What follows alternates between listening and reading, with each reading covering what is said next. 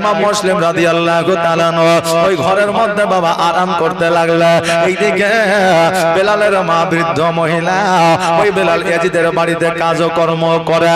রাত্রিবেলায় ওই মহিলা না ঘুমায়া যেন বাবা পাহারা দিতে আছে, এই পার থেকে ওই পার যেন হাঁটাহাঁটি করতে আছে। মধ্যরাত্রিতে বেলাল যেন বাড়িতে প্রবেশ করেছে, আর বাড়িতে প্রবেশ করার পরে এবার বেলালের মা যেন বেলালকে খাবার খাইতে দিয়েছে। এবার মা বলতেছে, বেটা বেলাল, আজকে বাড়ি আসতে এত দেরি কেন হয়ে যায়? বেলাল বলতেছে, মা গো, তুমি কি জানো না আজকে নবীর আওলাদ ইমাম মুসলিম রাদিয়াল্লাহু তাআলা আনহুকে যে ধরে দিতে পারবে, যে পাকড়াও করে দিতে পারবে, তাকে 50টা মোহর দেওয়া হবে। এর জন্য আলাদা ভাবে এক্সট্রা ভাবে তার জন্য গিফট রেখেছে, উপহার রেখেছে মা। এই জন্য ইমাম মুসলিমকে খুঁজতে খুঁজতে রাত হয়ে গেছে। ওই বৃদ্ধ মহিলা বলে, বেটা বেতন জানিচ্ছ না, কিন্তু একটা কথা তোমাকে বলে দিয়ে যাও, নবীর আওলাদের গায়ে হাত দিও না রে বেটা, জীবন ধ্বংস হয়ে যাবে। নবীর আওলাদকে কষ্ট দিও না, আজকে তোমার জীবন বরবাদ হয়ে যাবে। নবীর আওলাদের গায়ে হাত দিও না, আজকে তোমার জীবন আর জীবন থাকবে না। বেটা রে, আমি তোমার মা, তোমাকে বললাম, আমি তোমার মা, তোমাকে ওয়াদা করাইলাম, তুমি জীবনে ইমাম মুসলিমকে যদি দেখতে পাও ইয়াজিদের হাতে উঠাইয়া দিবা না।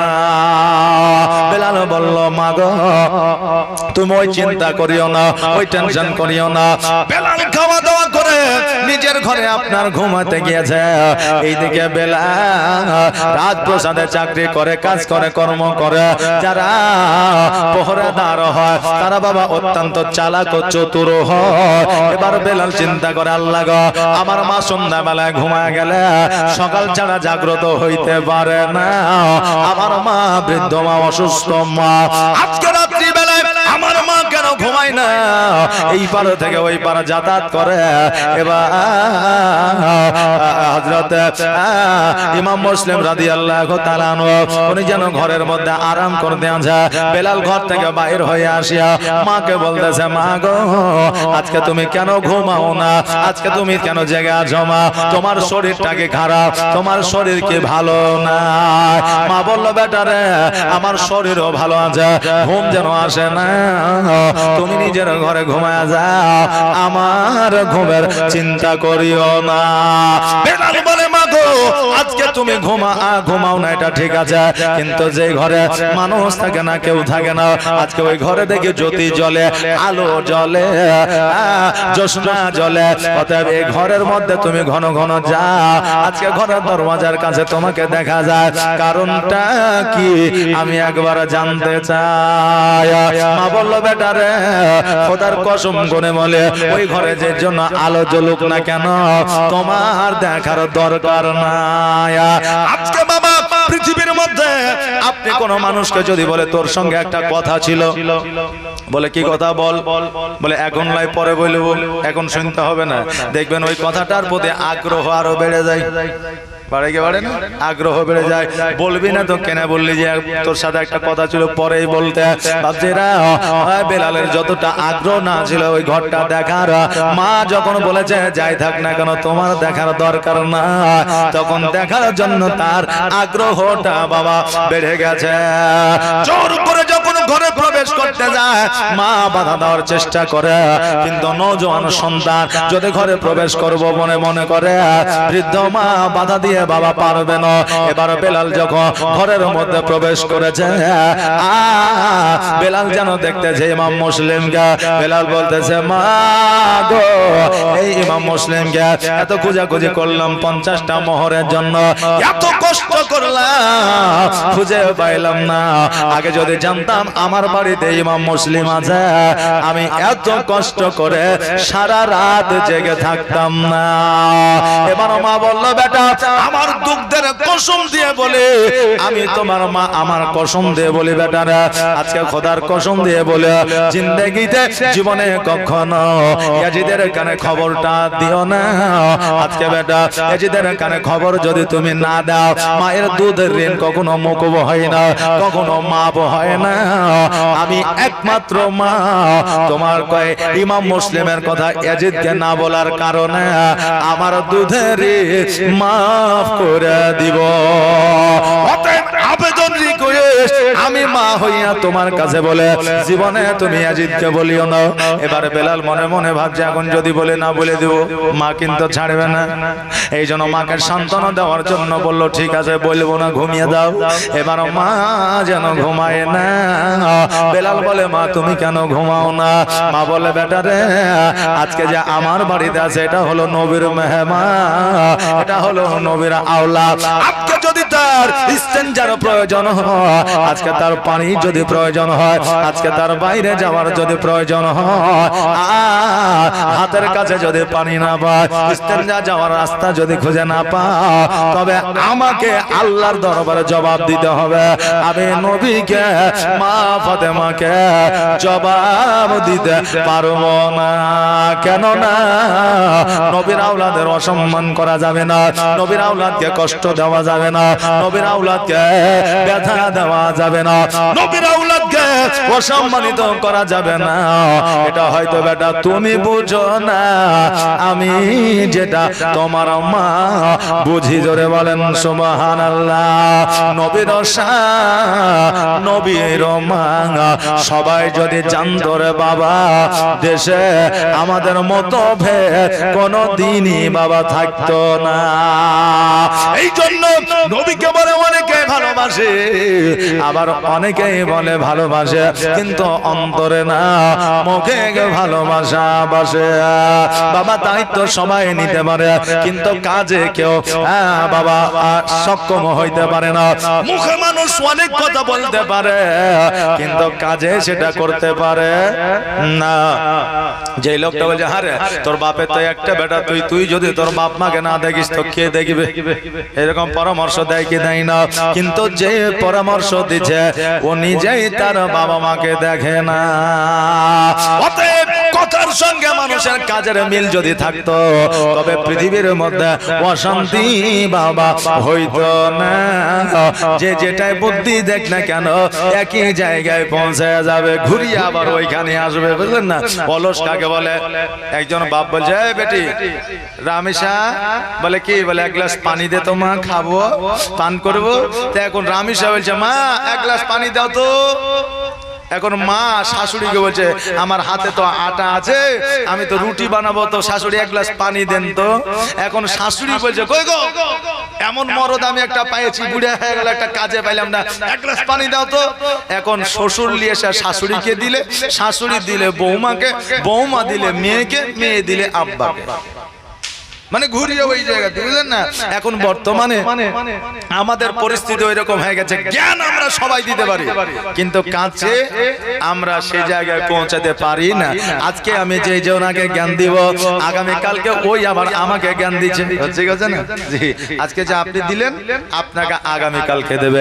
বাপজি ভাইরা, আমার মায়েরা, কেমন করে বলতেছে, আজকে আমাদের ভারতবর্ষের মাটিতে একটা ককরোচ বলে পার্টি এসেছে, যদিও পার্টি সম্পর্কে আমি বুঝি না, এসেছে না আসে নাই, ককরোচ বলে একটা পার্টি এসেছে, অনলাইন অনেক ভাইরাল হয়ে যায়।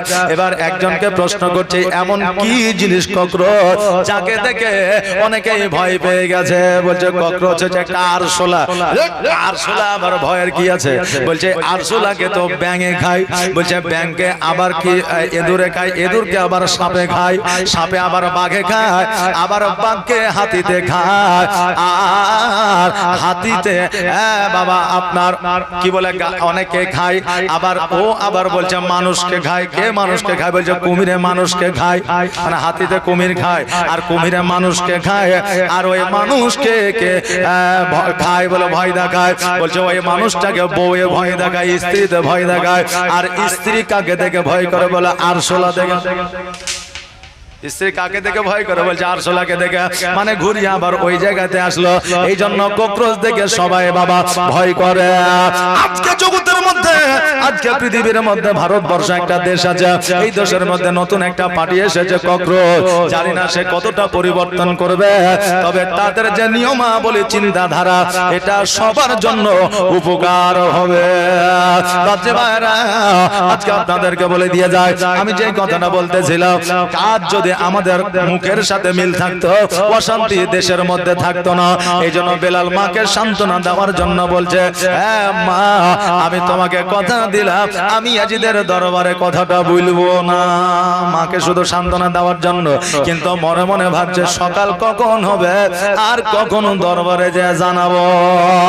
বাবারে, মুনাফিক যারা হয় মুখে এক কথা বলে, অন্তরে আর এক কথা বলে, সামনে এক কথা বলে, পেছনে বাবা আর এক কথা বলে। এইভাবে আপনার সকাল হতে চলেছে, শুভে সাদেকের সময় সন্তান না খাইয়া ওই বেলাল যেন রাজপ্রসাদের দিকে চলতে আরম্ভ করে যায়। মা বলতেছে, বেটা রে, আজকে এত সকাল সকাল রাজপ্রসাদে যাও, কারণটা কি? বেলাল বলছে, খুব কাজ আছে মা, রাজপ্রসাদে এত কাজ, কাজের খুব চাপ, প্রেসার আছে, এই জন্য সকাল সকাল যাইতে হবে।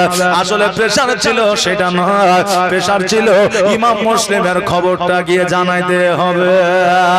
মা সন্তানের মনের ভাব অনেক সময় বুঝতে পারে, মা সন্তানের মনের কথা অনেক সময় জানতে পারে।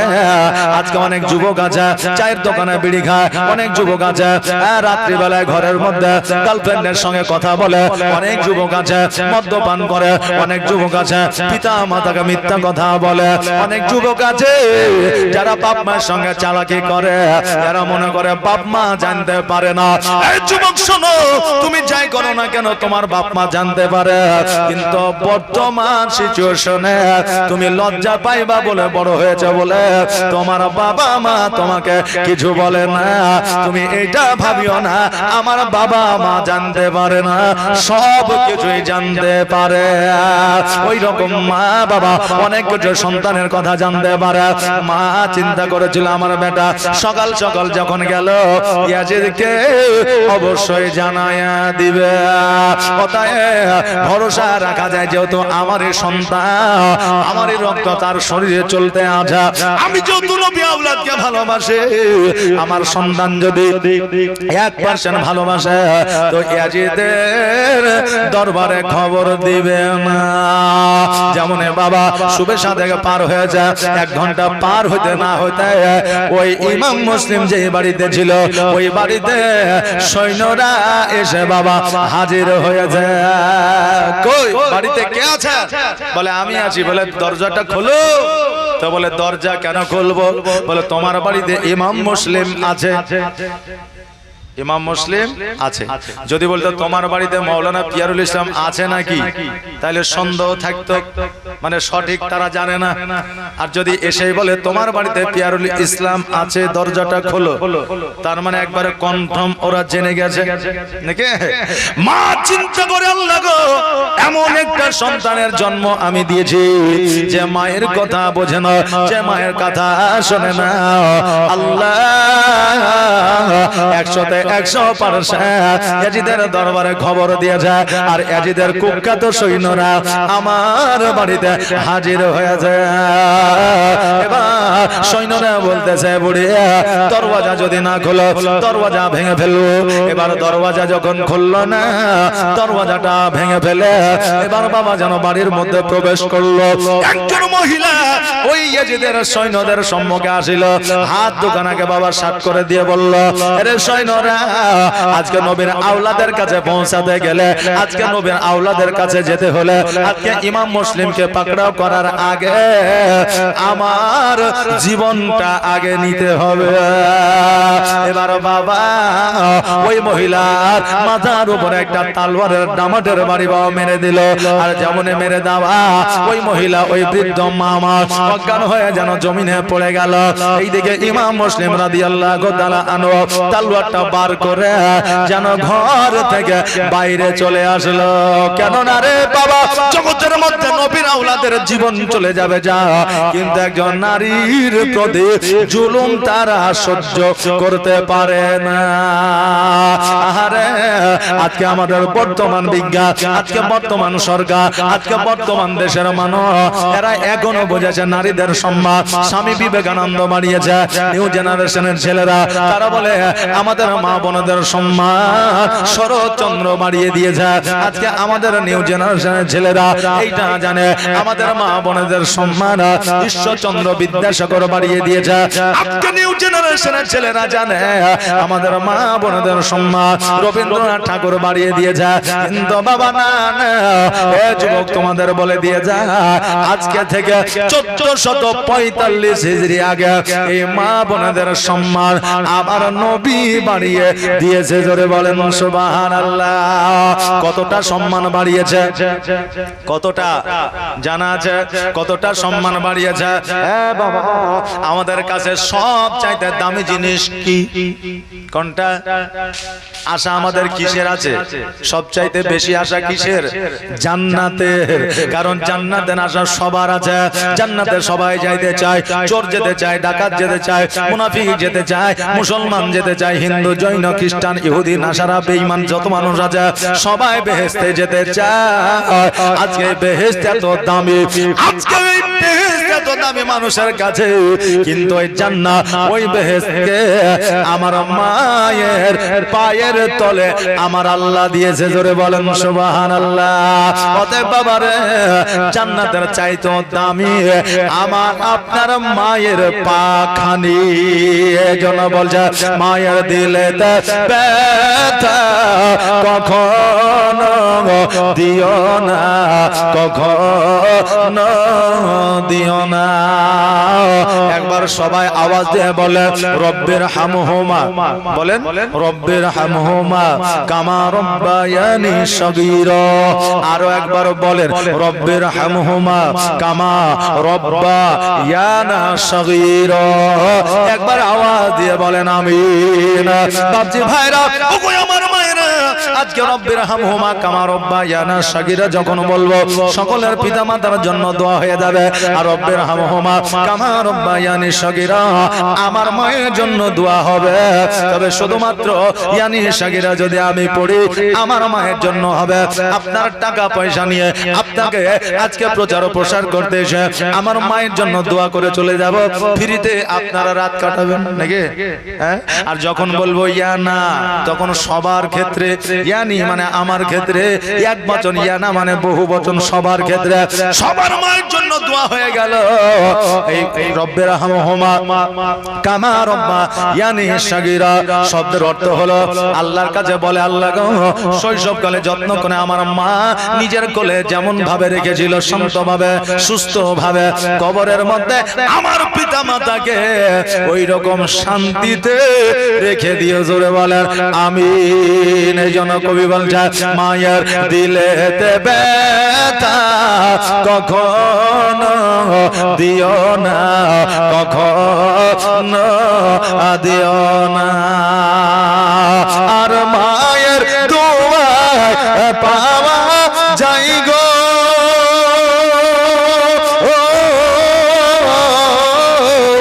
মায়ের দোয়া পাওয়া যাই গো, জান্নাতের ঠিকানা। মায়ের দিলেতে ব্যথা কখনো দিও না, কখনো দিও না। দেখো দুঃখে দুঃখে রবে, আর ছেলের খুশির তরে মা মরতে রাজি হবে। জোরে বলেন সুবহানাল্লাহ। একটা আওয়াজ দিয়ে বলেন না সুবহানাল্লাহ। আচ্ছা, এখানে কার কার মা বেঁচে আছে একবার হাতটা উঠান তো দেখি। কার কার মা বেঁচে আছে হাতটা উঠান তো দেখি। জি, এগুলো রেকর্ডার আছে, আর কারণ নাই। একবারে সততার মাকে মহব্বত করে ভালোবেসে জিন্দেগিতে মাকে হয়তো মহব্বত করিয়ে কথাটা মাকে বলতে পারেন নাই, আজকে হাতটা উঠিয়ে প্রমাণ দেন যে আমি মাকে ভালোবাসি। কার কার মা আছে হাত উঠান তো। সুবহানাল্লাহ। আচ্ছা হাত নামায়েন না, হাত নামায়েন না, হাত উঠিয়ে রাখেন। আচ্ছা যাদের মা আছে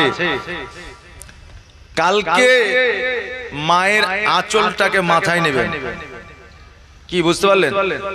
মায়ের আঁচলটাকে মাথায় নেবেন, আর মাথায় নামার পরে আপনার মনের কথা, যেটা বিপদ আপদ রোগ বালা যেটা আছে, মাকে খুলে বলবেন আর বলবেন মা আমার জন্য দোয়া করে দাও।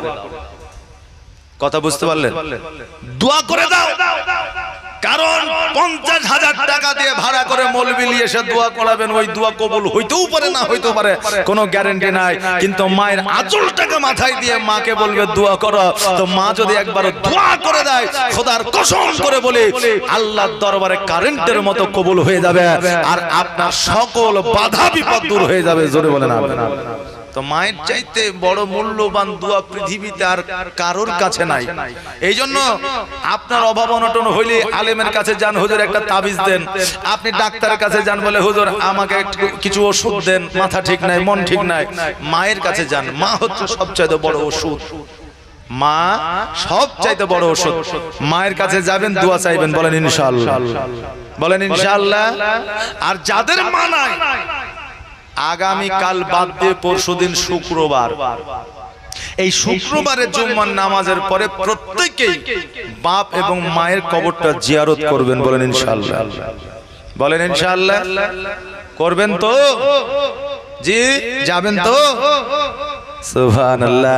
আচ্ছা আপনাদেরকে আল্লাহ তাবারাক তাআলা সহি এবং সঠিকভাবে থাকার, পিতামাতাকে ভালোবাসার, পিতামাতার কবর জিয়ারত করার জন্য তৌফিক ইনায়াত করে। সকলে বলেন আমিন। আরেকটু আওয়াজ দিয়ে বলেন সুম্মা আমিন। আচ্ছা আপনারা কি রাগ করলেন? বললাম তো রাগ করলেন। আচ্ছা পিতামাতার চাইতে বড় সম্পদ জগতে আর নাই, আছে নাই। এই জন্য শ্রদ্ধা ও সম্মান করিবেন। কবি কি বলছে? দেখো তোকে দুঃখী নীরবে, আর ছেলের খুশির তরে মা মরতে রাজি হবে, আর জীবন দিলে শোধ হবে না, জীবন দিলে শোধ হবে না, মায়ের এক ফোঁটা দুধের দেনা, মায়ের দিলেতে ব্যথা কখনো দিও না, কখনো দিও না। এ মা বোনেরা, খালারা একটু আগে আসেন না গো। আচ্ছা এই জায়গাটা থেকে পাপ করেছে নাকি? হ্যাঁ না পিঁপড়ে টিপড়ে আছে? সুবহানাল্লাহ। আচ্ছা কিছুই না, এই জায়গাটা ভালো যায়। মা একটু আগে আসেন, মা বোনেরা আসছে পেছনে বসবে, একটু আগে আসেন, চলে আসেন। সুবহানাল্লাহ। এই জায়গাটা চরল নাই যে বালি বেশি আছে, হ্যাঁ মোটামুটি জায়গা ঠিকই আছে। এই মায়েরা উঠেন, আসেন আসেন, মা গো চলে আসেন। সুবহানাল্লাহ। একটু সামনে চলে আসেন। জাযাকাল্লাহ, মাশাআল্লাহ। আসেন। সুবহানাল্লাহ। আমার চাইতে বড় বড় ইন্টারন্যাশনাল বক্তা আছে। আমি তো আপনার পাশের গায়ে ছেলে, নাকি বলে? হ্যাঁ আমার চাইতে ইন্টারন্যাশনাল বক্তা আছে, ওনাদের বক্তব্য শুনবেন তো উঠে যাইতে মন যাবে না। হ্যাঁ তো আসেন। আমি শুধুমাত্র টেলার, আসল পিকচার আবি বাকি হ্যায়। তা আপনারা আসেন, আমি টেলার। এখনই যদি জায়গা যদি রেজিস্ট্রি না করতে পারেন, ভবিষ্যতে রেজিস্ট্রি হবে না, আর রেজিস্ট্রি না হলে রেকর্ডও হবে না, বুঝলেন? কারণ এ শায়ের বাদ চলে যাবেন। এ শায়ের শুধু জগতে হয়নি, আখেরাতেও এ শায়ের হবে। কি বলেন? আখেরাতেও এসআইআর হবে।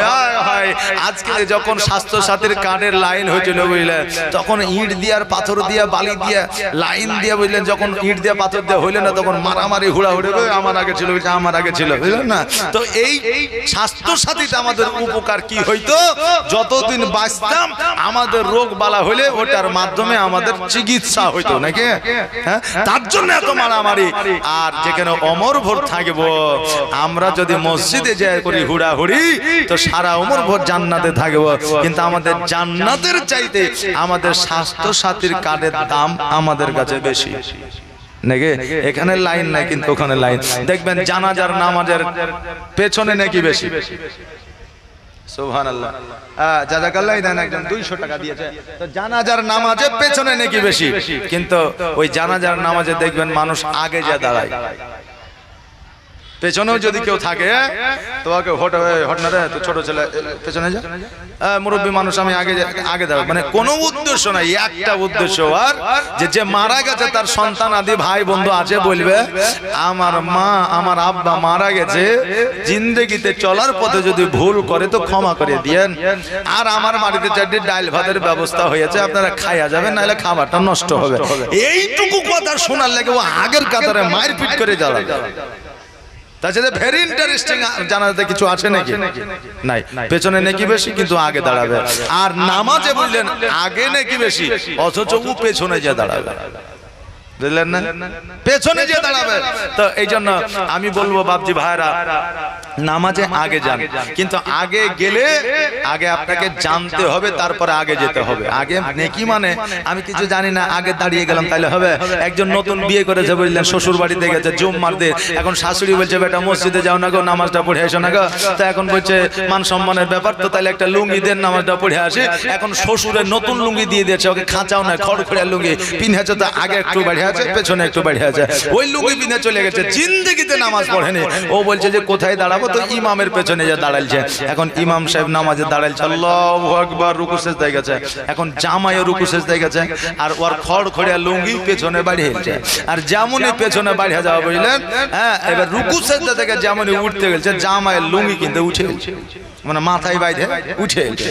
এখন ও মনে মনে ভাবছে মনে নামাজের মধ্যে আছে, বুঝলেন না, ও তো নামাজ পড়েইনি কি করে জানবে। এখন পরের রেখাতে ও একবারে প্লেস করে ইমামের লুঙ্গিতে মাথা ভরে ইমামের লুঙ্গি তুলে দিয়েছে। এখন ইমাম সাহেব ওই পাগলা, ও ঘুরিয়ে বলছে ওই পাগলা, ওই যে কার বেটা রে, তো চমকের জামাই, বাড়ি কোথায়, বলে বসন্তপুর, বুঝলেন। হ্যাঁ, তো বুঝলেন এরকম না জানা যদি না থাকে তো আগের কাতারে যায়েন না, আগে জানবেন বুঝবেন তারপরে আগের কাতারে যাবেন। নেকি বেশি আছে মানে আগে চলে গেলেন তাহলে কিন্তু ফেসে যাবেন।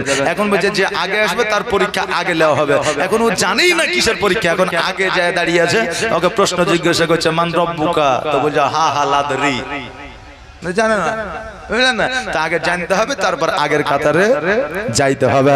বাপজি ভাইরা আমার মায়েরা, ওই ইমাম মুসলিম রাদিয়াল্লাহু তাআলা আনহু যিনি নবীর আওলাদ ছিলেন, যিনি নবীর বংশধর ছিলেন, যারা নবীদের প্রতি জুলুম সহ্য করতে পারতেন না, ওই বৃদ্ধ মহিলার প্রতি জুলুম হবে, ইমাম মুসলিম কেমন করে সহ্য করবে?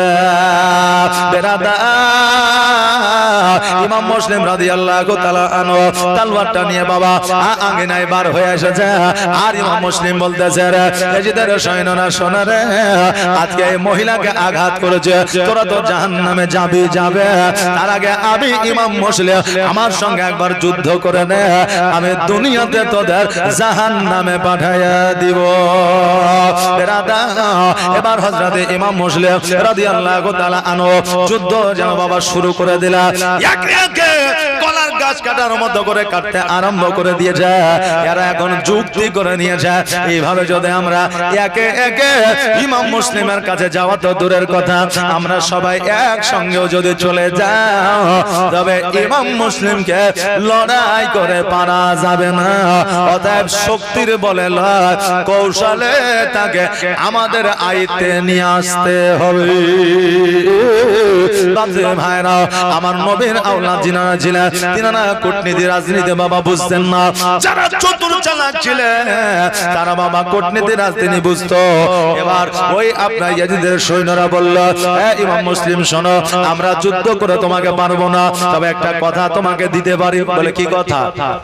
বলে তোমার ছোট্ট ছোট্ট দুইটা সন্তান আছে, মোহাম্মদ আর ইব্রাহিম আছে, বলে আমি কথা দিলাম আজকে তুমি যদি আমাদের কাছে অ্যারেস্ট হয়ে যাও, যদি স্যালেন্ডার হয়ে যাও, যদি আমাদের কাছে আত্মসমর্পণ করো, আমরা কথা দিলাম তোমার দুই সন্তানকে এবং তোমাকে সোনার মদিনায় পৌঁছায়া দিব। ইমাম মুসলিম রাদিয়াল্লাহু তাআলা আনহু বলে, ইয়াজিদের সৈন্যরা শোনো রে, আমার নিজের জীবন বিলীন করে দেব, আমি তোমাদের কাছে আত্মসমর্পণ করব, কিন্তু তোমরা আমার দুর্বলতা মনে করিও না, আমি তোমাদের যুদ্ধে পারবো না এটা ভাবিও না। আজকে প্রাণের মায়া জানের মায়া করে আমি তোমার কাছে অ্যারেস্ট হয়েছি এটা মনে করিও না।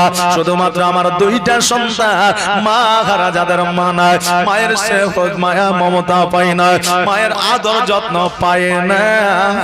আজকে ওই সন্তান দুইটার জন্য আমি তোমাদের কাছে আত্মসমর্পণ করলাম। আজকে আমার নবী বলে দিয়েছে, যাদের বাবা না জগতের মধ্যে সন্তানেরা এতিম, ওই সন্তানের মা যদি বেঁচে থাকে, সন্তানের মা যদি সন্তানের দিকে লক্ষ্য করে, ওই মা যদি আর জিন্দেগিতে বিবাহ না করে, আল্লাহ রাসূল বলে দিয়েছে তার জন্য জাহান্নাম হারাম হয়ে যাবে। জোরে বলেন সুবহানাল্লাহ। যদি মা মারা যায়, বাবা যদি বেঁচে থাকে, যদি ওই বাবা যদি বিবাহ দ্বিতীয় না করে, তবে ওই বাবার জন্য জাহান্নাম হারাম হয়ে যাবে। বাবারে মশলা আমি দিতেছি না, তবে যদি তার প্রয়োজন থাকে তবে সে বিবাহ করতে পারে। এখনো বিবাহ করব না আর তলে তলে গুনাহ করবেন, জান্নাত পাওয়া তো দূরের কথা, জান্নাতের খুশবুও পাবে না। কথা বুঝতে পারলেন না? জি বাবা। এই জন্য বেরাদার আপনাদেরকে বলে দিয়ে যা, ওই রকম আমার ইমাম মুসলিম বলতে আছে, আমার সন্তান দুইটা হলে মায়ের স্নেহ পাই না, মায়ের যত্ন পাই না, মায়ের আদর পাই না। আরে ইয়াজিদের দলেরা, আজকে আমার সন্তানের জন্য আমি তোমাদের কাছে আত্মসমর্পণ করলাম। পৃথিবীতে এমন বাবা না, এমন মা না যে নিজের জান বাঁচানোর জন্য সন্তানকে মৃত্যুর মুখে ঠেলে দেবে। আচ্ছা, কয়েকদিন আগে কৃষ্টপুর রেল স্টেশনে সন্তান রেল লাইনের তলে পড়েছিল, সঙ্গে সঙ্গে বাবাও নেমে গিয়েছিল, সন্তান এবং বাবা দুইটাই বেঁচে ছিল। ফেসবুকে দেখেছেন, এই যে অনেকে দেখেন, দেখেছেন দুইজনই বেঁচে ছিল, কিন্তু সন্তান পড়েছিল রেল লাইনের তলে। বাবার ঝাঁপ দেওয়ার কি দরকার ছিল? কারণ ওই সময়ে বাবার প্রাণের চাইতে সন্তানের প্রাণটার মূল্য প্রাধান্য বেশি দিয়েছিল। এই জন্য ইমাম মুসলিম বলে, শুধুমাত্র আমার ইয়েতিম সন্তানের জন্য আমি তোমাদের কাছে আত্মসমর্পণ করলাম, নইলে তোমার বংশ কেন, তোমার গোটা দেশ আমাকে পরাজয় করতে পারতো না। আজকে এদের যদি মা থাকতো, আমি তোমাদের কাছে আত্মসমর্পণ করতাম না। কেননা এই বাচ্চা দুটোর দিকে আমি তাকাইলে আমার নবীর কথা মনে পড়ে, কারণ আমার বাচ্চা দুটো এতিম, আমার নবীও ছিলেন এতিম। জোরে বলে সুবহানাল্লাহ। যেন বলছে, আমি এতিম হয়ে কাঁদি না কেন, তোমরা বলতে পারো, আমি এতিম হয়ে কাঁদি না কেন, তোমরা বলতে পারো। এতিম ছিল আমার নবী, এতিম আমিও। নেই বাবা মা আমার, নেই যে বাড়ি ঘর, নেই বাবা মা আমার, নেই যে বাড়ি ঘর, আমার মতো কপাল পোড়া নেই তো ভবে, তবু মনে নিয়ে যন্ত্রণা, তবু মনে নিয়ে সান্ত্বনা কাটায় দিনেরা, তবু মনে নিয়ে সান্ত্বনা কাটায় দিনেরা। এতিম ছিল আমার নবী হযরত মুহাম্মদ, এতিম ছিল আমার নবী হযরত মুহাম্মদ। আমি এতিম হয়ে কাঁদি না কেন, তোমরা বলতে পারো, আমি এতিম হয়ে কাঁদি না কেন, তোমরা বলতে পারো। এতিম ছিল আমার নবী, এতিম আমিও। বাবাদের ভাইরা, ইমাম মুসলিম রাদিয়াল্লাহু তাআলা আনহু চিন্তা করে, আল্লাহ গো, আজকে দুই সন্তানের দিকে তাকাইয়া আমি এজিদের কাছে আত্মসমর্পণ করলাম। যদিও তাদের কথার কোনো দাম নাই, মান নাই, তারা কখনো কি বলে তারা নিজেও জানে না। ইমাম মুসলিম রাদিয়াল্লাহু তাআলা আনহু বলে, আমি নিজেকে আত্মসমর্পণ করলাম। ঢাল বাবা কেড়ে নিল, তলোয়ার নিয়ে নিল, আর পেছন দিকে হাত করে যেন হাত দুটাকে বেঁধে দেওয়া হলো। সারা কুফার মধ্যে রাস্তা দিয়া হাঁটায়া হাঁটায়া ইয়াজিদের দরবারে নিয়ে যাওয়া হলো। এবার ইয়াজিদ ও যেন বলতে আছে, ইমাম মুসলিম শোনো রে, আজকে তুমি ইমাম হোসেনকে চিঠিপত্র লিখে দিয়ে যা। ইমাম মুসলিম শোনো, আজকে আমি যে সিংহাসনে আছে, আজকে সিংহাসনের কারণে আমি যে জায়গাতে আছি, এই জায়গার কারণে আজকে জগতের মধ্যে তোমাকে বেঁচে থাকতে দেওয়া হবে না, অতএব তোমার প্রাণ কেড়ে নেওয়া হবে, তোমাকে কতল করে দেওয়া হবে। ইসলামিক মানুষ যারা, শরীয়তি মানুষ যারা, মুসলমান যারা, মুমিন আপনার কতল হইলে তাদেরকে বাবা শহীদ বলা হয়, কিন্তু বেধর্মীকে যারা হয় তারা কিন্তু কতলই বলে, শহীদ কিন্তু বলে না। আমাদের ঘরে এমন মুসলমান আছে যারা শহীদদেরকেও মৃত্যু বলে ঘোষণা দেয়। একবার আওয়াজ দিয়ে বলে নাউজুবিল্লাহ। শহীদেরা তো দূরের কথা, যারা নবের কালেমা পড়ে মৃত্যু বরণ করে তাদের লাশ পোকামাকড়ে খাইতে পারে না। একবার জোরে বলা যাবে না সুবহানাল্লাহ। বাপজি ভাইরা, তাই আজকে জগতের মধ্যে শাহরুখ খানের দিওয়ানা হয়েন না, আজকে দেবের দিওয়ানা হয়েন না, আজকে কোন নেতার দিওয়ানা হয়েন না। দিওয়ানা যদি হতে হয় আমার নবীর দিওয়ানা হয়ে যা, এই জগৎ মঙ্গল হবে, পরের জগৎ মঙ্গল হবে, বলেন ইনশাআল্লাহ। হ্যাঁ বাপজি ভাইরা, আজকে তিনারা নবীকে ভালোবেসে নিজের জীবন দিয়েছে, এটা ঠিক, কিন্তু কিয়ামত পর্যন্ত ইতিহাসের পাতায় তাদের নাম কানা বাবা জল জল করবে। আজকে ইমাম মুসলিম রাদিয়াল্লাহু তাআলা আনহু বলে, ইয়াজিদের শোনো রে, আজকে এরা আমাকে কথা দিয়েছে আমাকে আমার সন্তানকে মদিনায় পৌঁছায় দেবে।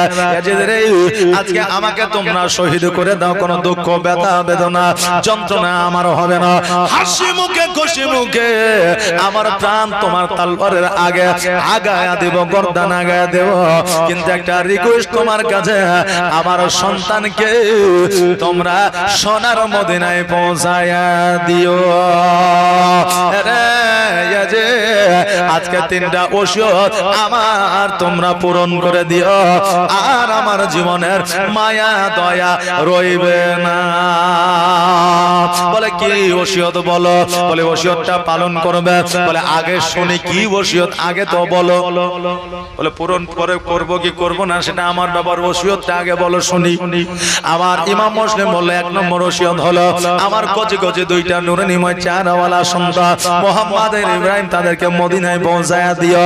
দ্বিতীয়ত হইলো আমার এই কুফাতে থাকার কারণে কিছু কিছু জায়গায় ধার দেনা হয়ে গেছে, বাকি হয়ে গেছে, আমার ঢালটা তালওয়ারটা বিক্রয় করে আমার ঋণগুলো পরিশোধ করে দিও।